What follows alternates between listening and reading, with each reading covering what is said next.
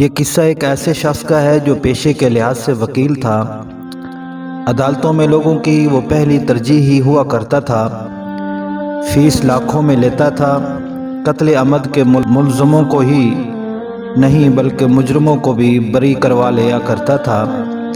پھر وقت بدلتا ہے، اس کی عمر ڈھل جاتی ہے، وہ بوڑھا ہو جاتا ہے، آنکھوں کی بینائی اس حد تک کم پڑ جاتی ہے کہ سامنے کھڑی اگر اپنی سکی بیٹی تک کو بھی پہچان نہیں سکتا۔ سارا روپیہ پیسہ اولاد بانٹ لیتی ہے۔ بیٹے اپنی بیوی بچوں کو لے کر یورپ سیٹ ہو جاتے ہیں، جبکہ بیٹی کی شادی کسی جگیردار گھرانے میں ہو جاتی ہے۔ یہ وکیل صاحب گھر میں اکیلے رہ جاتے ہیں۔ اولاد چونکہ مظلوموں کی دھوکے سے ہتھیائی گئی دولت پر پلی بڑی یا ظالموں کے ظلم چھپانے کے لیے دی گئی دولت پر جوان ہوئی ہوتی ہے، لہذا اس میں مروت نام کی کوئی چیز نہیں ہوتی۔ باپ کو ساتھ رکھنے کے لیے کوئی بھی راضی نہیں ہوتا۔ پھر متفقہ فیصلہ ہوتا ہے کہ والد صاحب کے لیے 24 گھنٹے کا ملازم اور ایک سیکورٹی گارڈ کا انتظام کیا جائے، ظالموں کے لیے ڈھال بن کر مظلوموں کو انصاف کی دلیل سے خالی ہاتھ واپس موڑ دینے والا وکیل صاحب ملازمین کے سہارے پر زندگی گزارنے پر مجبور ہو جاتا ہے۔ پچھلے دنوں ان کا بڑا بیٹا بیوی بچوں کے ہمراہ اپنی سالی کی شادی پر پاکستان آیا ہوا تھا۔ رشتہ داروں نے اس کو شرمندہ کر کے اپنے والد صاحب کو ملنے پر مجبور کر دیا۔ وہ اپنے بیوی بچوں کے ہمراہ اپنے باپ کو ملنے اس کے گھر چلا آیا۔ جس وقت وکیل صاحب کا بیٹا اپنے باپ کو ملنے آیا، اس کے باپ کے کمرے سے شدید بدبو آ رہی تھی۔ چونکہ کئی بار رات کو اٹھ کر ٹوائلٹ نہیں جا پاتے تھے، ملازمین کو آواز دیتے تو وہ سنی انسنی کر دیتے، یوں ہی پیشاب بستر پر ہی نکل جاتا تھا۔ بستر دھونا تو دور کی بات، ملازمین بستر بدلنا بھی مناسب نہیں سمجھتے تھے۔ وکیل صاحب اسی بدبودار گیلے بستر پر پڑے زندگی گزارنے پر مجبور تھے۔ جب ان کا بیٹا کمرے میں داخل ہوا تو ناک پر رومال رکھ کر بنا باپ کو ملے ہی واپس مڑ گیا۔ چونکہ وکیل صاحب کو نظر آتا نہیں تھا، لہذا ان کا بیٹا باہر گیا اور سیکورٹی گارڈ کو سمجھا بجھا کر کمرے کے اندر داخل کیا۔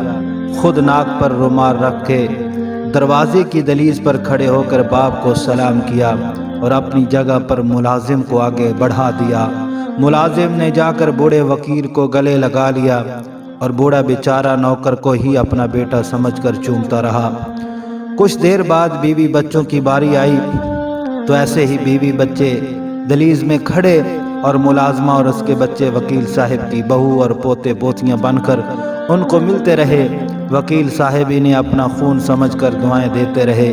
زیادہ سے زیادہ 10 منٹ وکیل کا بیٹا بہو بچے گھر میں رکے اور پھر نکل گئے۔ نہ انہوں نے جاتے ہوئے باپ کو الوداعی نظر دیکھا، نہ ہی کوئی بات، باپ کو کوئی چیز بھی نہیں دی۔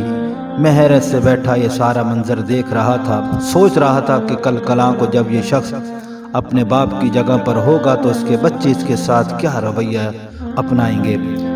چاہنے کے باوجود بھی میں وکیل صاحب کو حقیقت نہ بتا سکا کہ جن لوگوں کو وہ بہو بیٹا اور پوتے پوتیاں سمجھ کر مل رہے تھے وہ در حقیقت ان کے گھر کے ملازمین تھے۔ ان کے بیٹے نے باپ کے قریب جانا ہی مناسب نہیں سمجھا۔ بیٹے کے اس طرح کا رویہ اپنانے میں کسی اور کا نہیں، بلا شبہ وکیل صاحب کا اپنا ہی ہاتھ تھا۔ خیر میں تھوڑی دیر وکیل صاحب کے پاس بیٹھا، ان کی بیمار پرسی کی اور پھر بوجھل دل کے ساتھ وہاں سے چلا گیا۔ مگر یہ واقعہ مجھے بہت کچھ سمجھا گیا۔ مجھے سب سے پہلی یہ چیز سمجھ آئی کہ مال اور اولاد آزمائش اور فتنے کیسے بنتے ہیں۔ دوسری چیز یہ سمجھ آئی کہ پیشہ کوئی بھی اپناؤ مگر کبھی ظالم کے ساتھ کھڑے نہ ہو۔ اور تیسری بات یہ تھی کہ سب سے اہم بات یہ سمجھ آئی کہ اپنی اولاد کو رشتوں سے محبت اور دوسروں کا احترام کرنا ضرور سکھاؤ۔ ان کے دل میں کبھی دولت اور عہدے کا لالچ پیدا نہ کرو۔ یقیناً یہ تینوں کام وکیل صاحب نہیں کر سکے، مگر میری خواہش ہے کہ اس سچے واقعے کو پڑھنے والے اور سننے والے لوگ ضرور ان حقائق کا خیال کر لیں قبل اس کے کہ بہت دیر ہو جائے۔ وکیل صاحب کا وقت تو گزر گیا، مگر ہمارا اور آپ کا وقت آج سے شروع ہو رہا ہے۔